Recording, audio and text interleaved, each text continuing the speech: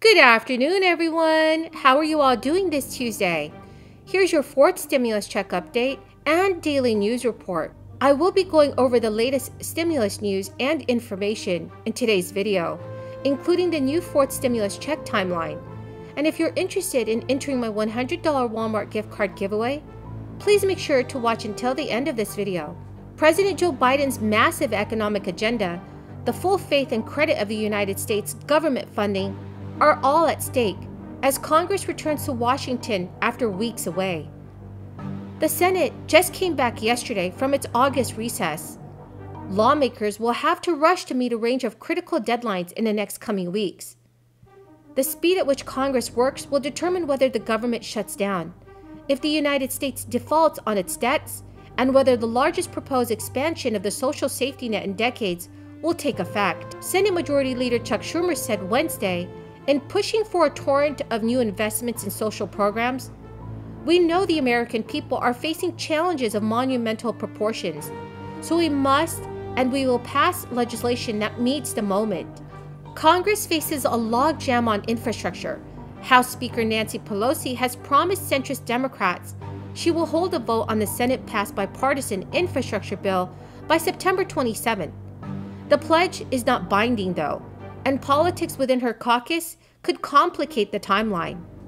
Moving too far past a non-binding September 27 target risks drawing anger of the same centrists who previously tried to hold up the Democratic spending plan.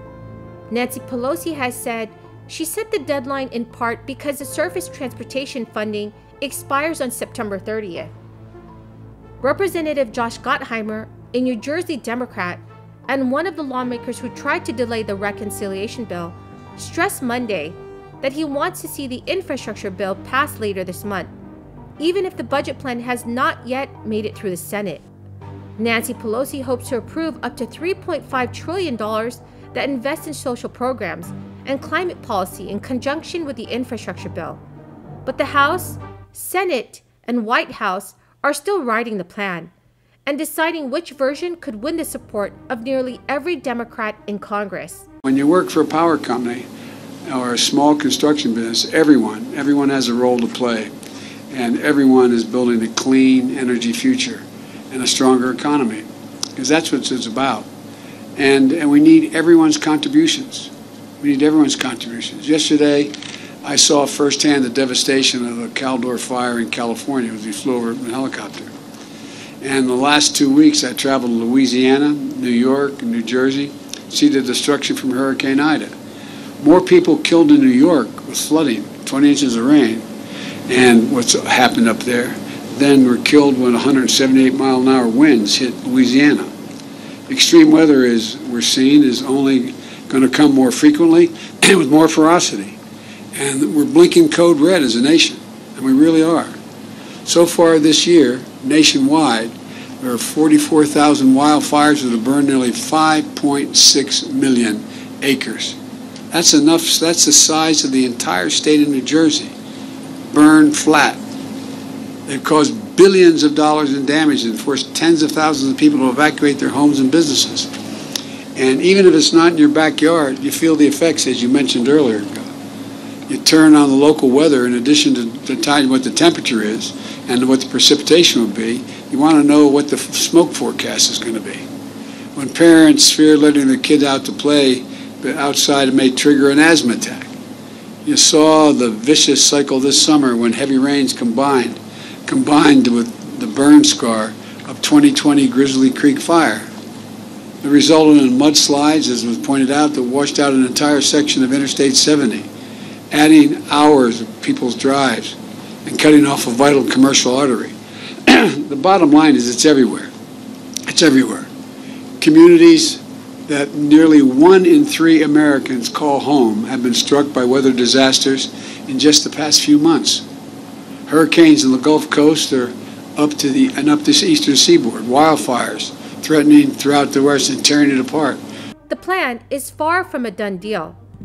Democrats are expected to increase taxes on the wealthy and corporations, expand childcare and paid leave, invest in green energy, and offer universal pre-K and free community college. but writing each policy in a way that will satisfy Democrats across the ideological spectrum poses a great challenge. In particular, the party has not come to a consensus on whether to prioritize expanding Medicare or shoring up the Affordable Care Act. Pelosi has said the bill can do both. Lawmakers need to pass appropriation bills by September 30th to prevent a government shutdown. The United States could default on its obligations in October if Congress fails to raise the debt ceiling. Democrats are deciding how to lift or suspend the limit on their own, after Republicans say they would not join in the effort. Failure to pass an appropriations plan could lead to furloughs of federal workers and disruptions in essential services. Funding lapsed at least temporarily several times in recent years, but most notably during a record 35-day shutdown in late 2018 and early 2019. Everyone, the key word for this video is point. If you're interested in winning a $100 Walmart gift card, please make sure to comment below this keyword, like this video, and subscribe to my channel. Thank you so much, everyone. Congress and lawmakers are lobbying for another stimulus payment to be approved. People are looking for more ways to receive more payments from one year to the next. A group of Democratic lawmakers just signed a letter asking the Biden administration to include a regular stimulus payment. The group said, "We urge you to include recurring direct payments and automatic unemployment insurance extensions tied to economic conditions in your Build Back Better long-term economic plan." The stimulus checks have progressed incrementally, while the last aid consisted of 3 types of payments that included the stimulus checks, the child tax credit, and the federal unemployment bonus.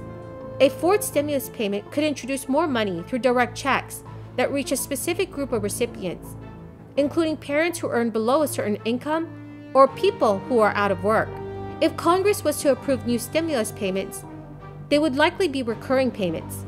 Lawmakers have proposed a number of points that could be placed in the new stimulus payment, including a new minimum wage, renewing federal tax unemployment, making the child tax credit raise permanent, among many others.